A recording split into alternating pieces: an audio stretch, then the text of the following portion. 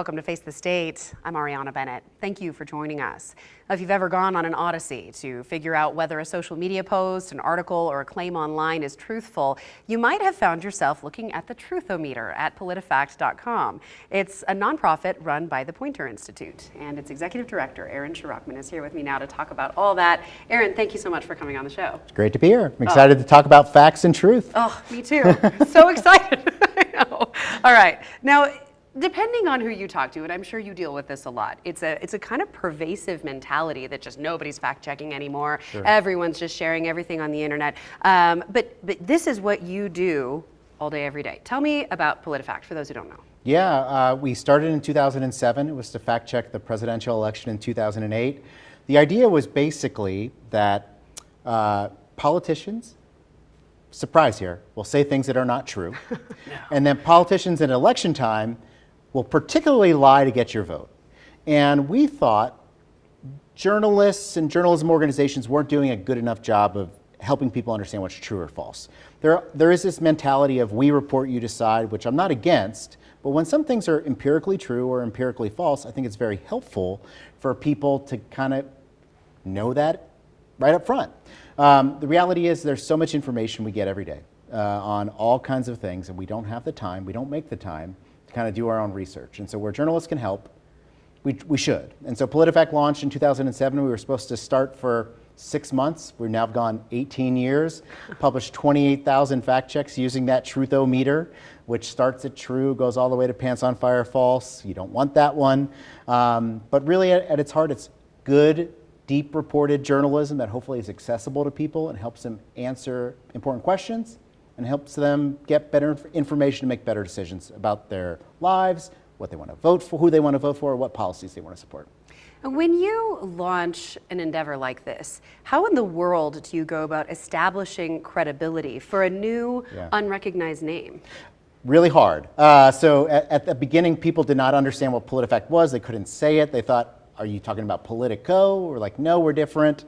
At the very beginning, I think what we set out to do is align ourselves with organizations that people did trust. So starting in 2007, we partnered with our home organization, the Tampa Bay Times newspaper, which is a well-regarded newspaper in Florida. We expanded and built partnerships with the Milwaukee Journal-Sentinel in Wisconsin, the Austin American-Statesman in Texas, the Atlanta Journal-Constitution in Georgia. So honestly, our first step was to say, you might not know us, you might not trust us, but you probably trust these institutions, and so we're working together, you can trust us. Now over time, I think really what we attempted to do is say, we will fact check anybody anywhere. We are transparent about our methodology, so you can see all of our sources. We don't use off-the-record sources, so you can track everything we do on every article, all 28,000. And I think that built up a lot of credibility for a lot of people who can say, I can learn exactly what you're doing and how you're doing it. I can reach my own decision, but I'm using the PolitiFact kind of playbook, our research to kind of help inform what you believe. It's a really user-friendly format too, if people have never been on it. I like that you have the kind of TLDR version of like, if you don't have a lot of time, here's your basics that you need to know. You have the Truthometer. If you really just want to know true or false right away, it's right there, right at the top. You can't miss it. Very web-friendly for people who are busy and really probably are just sick of being misinformed. I appreciate that, because I think the other thing I would say is, I don't think most people wake up in the morning and say, I want to read 2,000 words about tax policy, right? And so from the very beginning, we set out to build something that was really accessible.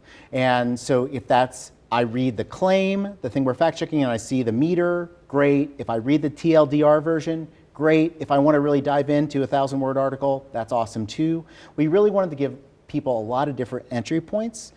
And the other thing I would say is that from the very beginning, because we partnered with newspapers, there was always a level of being highly accessible. So we talk and write at, I think, a way that anyone can understand, anyone can follow, so they can kind of learn what's going on versus kind of more academic kind of fact checking, or if you're a think tank, you would write these papers where you might read them and you're like, I had no idea what I just read. Everything we're trying to do is make it really easy for people to follow and understand how the claim adds up to being true, false, or something in between. Well, that is the ultimate goal of good journalism, right? Is to speak the language of the people. Are all of your staffers journalists? We are, actually, and I'm proud to say that, because it's really important to come from that background, because a couple things. Obviously, when we're talking about politics and policy, there's a lot of bias and perceived bias, or we have beliefs. We're human beings. We believe things. And I believe in the tradition of journalism that, and all of our journalists, I think, accomplish this every day, where they can kind of put that aside and go and peel back the layers of the onion to find the truth. And I think that's the investigation we go on every time. People ask us, like, how can you do this? You obviously, you vote, you support positions, you're against positions. And I said, honestly, like, our crew, our 25 journalists who work in Florida and DC and around the country, they work really hard every day just to get to the bottom of what's true. And they understand that everybody will lie at some point, or everyone will say something that's false. Even in this interview, as I'm talking for 20 minutes, I'll probably say something that isn't true. It's okay. We don't have to be punitive and say I'm a terrible person for it, but we're going to be better off if we kind of have that rigor to everything we say, that we're talking about it, that we're vetting it, that we're being transparent in how we're vetting it, so people can, again, come to better decisions about what they want to do with their lives, and what they're seeing and whether or not it's true or not. Yeah, and more important now, I think, than it has ever been, with just the absolute overwhelming breadth of information from so many different sources coming at you, from so many different media all day long, every day. It's exhausting. The idea of fact-checking all of that is exhausting. How do you choose what you're going to do a fact-check on? Yeah, it's a great question. So number one, there's 25 of us, so we can't fact-check everything. The way I think about it is I would watch the top of the 11 o'clock news, or the top of 6 o'clock news, or how CNN is leading its coverage, and say, those are the most important stories of the day. I want to be fact-checking claims about those stories. So at a really fundamental level, I want to be telling fact-check stories about the most important topics that we're caring about in our country right now. The second thing I would say is we want to hold powerful politicians and our powerful political leaders to account. So we'll always fact check our president more than any other person. And in Florida, where I'm from, we'll fact check our governor than we would a state senator. And we think that's important because those are the people shaping our policies. When it comes to content online, and there's so much of it, I think we're looking for virality. So we want the claims that many people are seeing, and we want to focus on claims that we think can do harm, whether it's physical harm or emotional harm, or true disinformation that could really shape a belief in a wrong way. We really prioritize claims that we think can be dangerous if they spread. How much heat do you take for calling out politicians for lying to the public? Yeah, I've said this a couple times, many times. The professional political parties, Democrats, Republicans, they do not want PolitiFact to exist. They want their rhetoric to be able to go unchecked. And so at some level, the 15% on the far left, the 15% on the far right are mad at us every day. So our biggest critics are everyone from Rachel Maddow to Donald Trump, and that's okay. I think about it at a fundamental level. Like, I assume growing up, you didn't have posters of referees on your bedroom walls. No one likes the referees, but that's what we are. We call things true or false, and we kind of have to deal with that. So we take a lot of heat. That's okay. I feel like what we're doing is we're doing this every day, day in, day out, kind of for that 70% in the middle who understands the reality of politics, understands the reality that no politician is going to tell you the truth always. And there's lots of important things that are happening in our state capitals and city halls and in Washington that we're not talking enough about and we're not learning enough about. A lot of the coverage is political, who's winning, who's losing. And we try to really push against that and say, like, well, what are we talking about that creates a win or a loss? And that's where we try to kind of go. And, we take heat, that's okay, part of the job. I did a perusal of your most recent fact checks, and I think every single one in the first 50 I looked at was either false or pants on fire. Yeah. I was like, oh my gosh, that kind of made me wonder, is the function of this to debunk myths, mostly, Or is it that you just go after something to see if it's true and they're just lying a lot? Yeah, so we start with a very simple test, which is, if you heard this claim, if you saw this claim, would you wonder if it's true? So if there's a natural skepticism, or so in some cases it turns out to be true, and that's wonderful, you know. But in many cases, if you're like, I don't think that's true, you know, I guess what I'd say, we've gotten good enough of it in 18 years and 28,000 fact checks that we kind of have a sense of like, I'm not sure this is true, and so that kind of leads us in that pursuit and that endeavor, and I think that's kind of the way it works.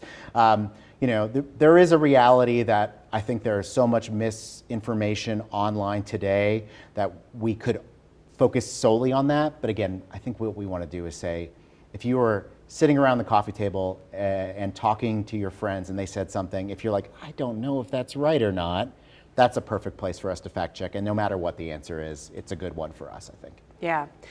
We have not a ton of time left for this segment or for this half, but just really quickly, for those who are questioning, you know, whether you are unbiased or anything like that, where does your funding come from and how do you make sure that that doesn't cross over into content? Sure. So the first thing is we're supported by about 3,500 members who donate to us in little amounts. I think our average donation is like $25 a year. And so they believe in the coverage we're doing. I'm guessing they don't agree with every single thing we do, but they believe overall we're doing a good job. That's great. And then we're supported by nonprofit institutes or foundations that support journalism in places big, small, and everywhere in between. And it's very clear to us that if they want to offer us money or a grant to support our work, we say very upfront, there are two things that you don't get to do. You don't get to tell us what to fact check, and you certainly don't get to tell us what we rate a fact check, and those are just red lines for us. We're very transparent. We list every donor who gives us over $1,000 on our website. So again, it's another point for readers or anyone to come in and say, whoa, but we go to great lengths to be transparent in how all that works so that we can earn your trust. Have you had politicians try to pay you off?